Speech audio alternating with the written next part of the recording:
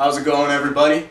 I'm Zach Elmblad from the new Scum.org, and I'm here to tell you today about using do-it-yourself linoleum block printing to create cheap, affordable, easy to make, fun to make posters for your band, your business, or your organization. So, without much of a further introduction, let's dive right in.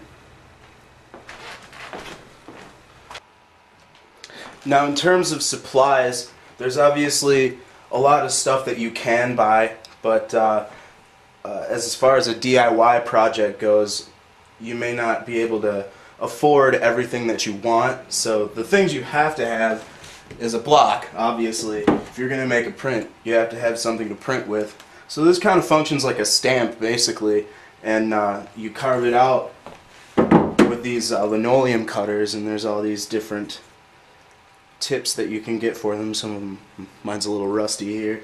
I've had these for a couple of years. You want to use some water-soluble ink, just something real cheap. I go to dickblick.com for most of this stuff. It's the cheapest I've found. I like to use a paint knife to get it out of there. This is called a brayer, and I made some sort of contraption years ago with a dowel and some toilet paper rolls, which seemed to work alright, but this, I mean, it's only like $8. It's totally worth it. I use a little spray bottle of water to keep everything wetted down when I'm talking to you, things like that. Just got a pretty basic plexiglass palette here, or inking plate, whatever the hell you want to call it, and basically you just, get it all inked up. I'm not going to go into the technical aspects of printing. I'm assuming that you can figure out what's going on here. And instead of barren, I just like to use some canvas and use hand pressure to reproduce the prints, as opposed to spending $14 on a barren. My monkey hands work fairly well for that. Also, you want to make sure you have some cigarettes if you're a heavy smoker like me. Something to drink. I prefer Pepsi or Jägermeister, whatever. So basically the next thing we'll be on to is the process itself.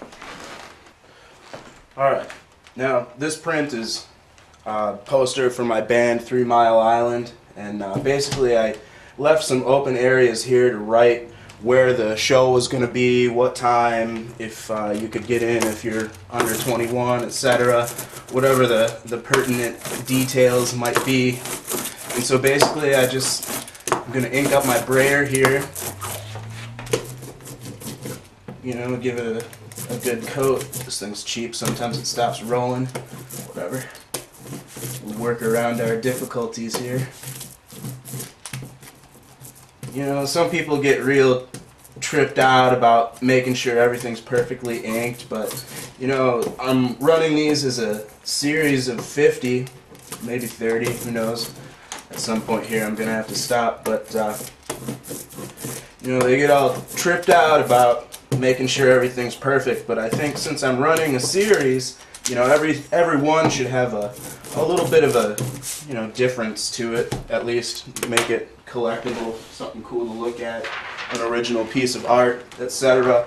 So I'm just using some pretty basic acid-free 9x12 paper. I'm just going to kind of drop it down on there. I don't really care about making it straight.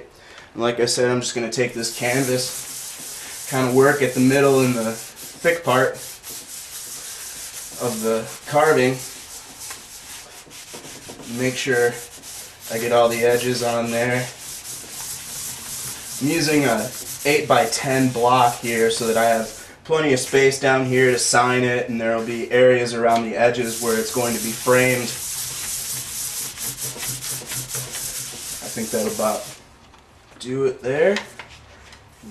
Lift it up real carefully, and you have your finished print.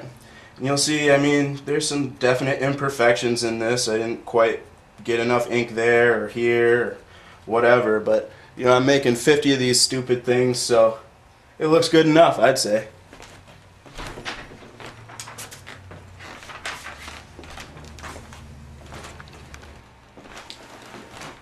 Now, as you can see, I've converted my living room into a makeshift print shop.